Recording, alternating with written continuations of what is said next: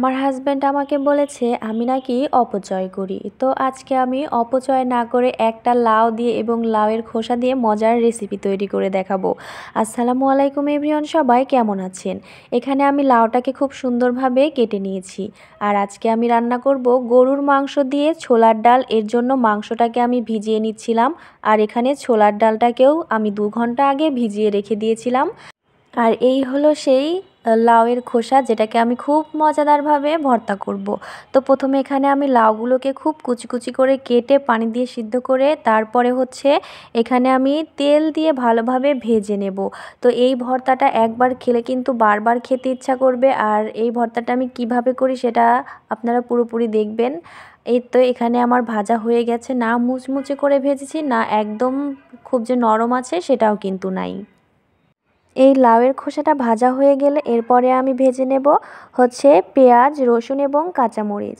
তো সবাই আমার কড়াইয়ের দিকে কিন্তু নজর দিবেন না, কারণ কড়াইটা দেখতে কিন্তু ভীষণ সুন্দর।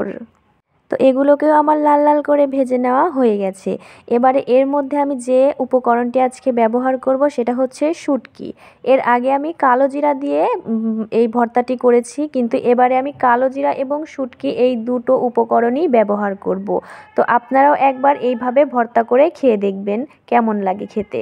তো এখানে আমার শুটকিটা ভেজে নেওয়া হয়ে গেছে। এখানে আমি চিংড়ি মাছের শুটকি ব্যবহার করেছিলাম। তারপরে এই তো কালো জিরাটা নিয়ে খুব ভালোভাবে ভেজে নিয়েছি। তারপরে দেখলাম আমার শুকনা মরিচও ভাজা নাই, তো সেটাকেও ভেজে নিলাম। তারপরে এই যে এখানে শিলপাটাতে বসে পড়েছি। ভর্তা কিন্তু সবসময় শিলপাটাতে করলেই বেশি ভালো লাগে। তো অনেকে আছে ব্লেন্ডারে করেন, তো আপনাদেরকে বলবো ব্লেন্ডারে না করে শিলপাটাতে ভর্তা করবেন, দেখবেন খেতে কিন্তু বেশ মজা হয়। তো এই যে এখানে আমার হয়ে গেছে ভর্তা করা। এখানে লবণ দিয়ে আমি আরেকটু মিহিভাবে করে নিচ্ছিলাম। তো এই যে কমপ্লিট ভর্তাটা খেতে কিন্তু ভীষণ মজা হয়েছিল, আমার বর আমাকে বলেছে। তো আর এইদিকে আমি গরুর মাংসটা সব ধরনের মশলা দিয়ে মাখিয়ে নিচ্ছিলাম।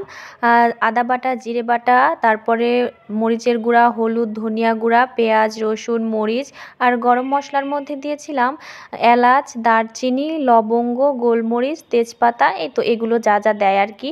তো সবগুলো এখানে দিয়ে ভালোভাবে মাখিয়ে আমি প্রেসার কুকারে বসিয়ে দেব। অল্প গরুর মাংস, এটা কষাতে গেলে সিদ্ধ তো হবেই না এবং অনেক সময় লাগবে, যার কারণে আমি প্রেসারে বসিয়ে কয়েকটা সিটি দিয়ে সেদ্ধ করে নিয়েছি খুব ভালোভাবে।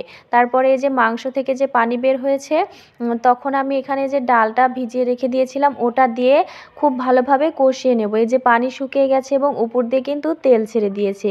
এই পর্যায়ে বুঝতে হবে কষানোটা খুব ভালোভাবে হয়েছে। আর কালারটা কি সুন্দর এসেছে, দেখেছেন? মাশাআল্লাহ বলবেন সবাই কিন্তু, হ্যাঁ। তো এই যে আমার এখানে কষানো হয়ে গেছে। এবারে আমি একটু গরম পানি দিয়ে দেব। এখানে গরম পানি চাইলে আপনারা নাও দিতে পারেন, তো আমার মনে হলো একটু দেই, যার কারণে এখানে দিয়েছিলাম। দেওয়ার পরে আমি ডালটা সেদ্ধ হওয়ার জন্য আরও 2-3টা আর কি সিটি দিয়ে নেব। তারপরে এই যে হয়ে গেছে। আর এখানে আমি কয়েকটা কাঁচামরিচ না কেটে দিয়ে এভাবে করে ভেঙে দিয়ে দেবো। এভাবে ভেঙে দিলেও কিন্তু হয়ে যায়।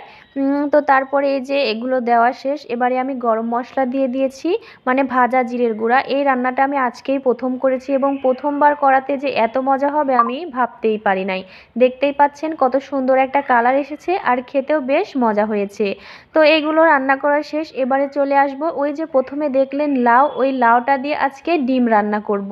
তো যার কারণে এখানে আমি 2টা ডিম সেদ্ধ করে নিয়েছি। আর এই যে ডিম ভাজার সময় কিন্তু আমি কড়াইয়ে ডিম দিয়ে দৌড় মেরে কিন্তু অনেক দূরে চলে যাই। অনেক দূরে বলতে রান্নাঘরের যে দেওয়ালটা থাকে না, ওই দেওয়ালের কাছে আমি একদম চলে যাই, কারণ এখান থেকে তেল ছিটে গায়ে আসে।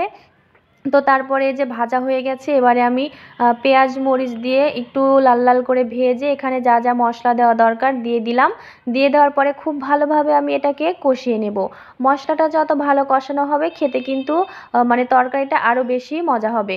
তো এই যে আমার কষানো মশলাটা হয়ে গেছে আর এখানে আমি লাউটা দিয়ে দিয়েছি।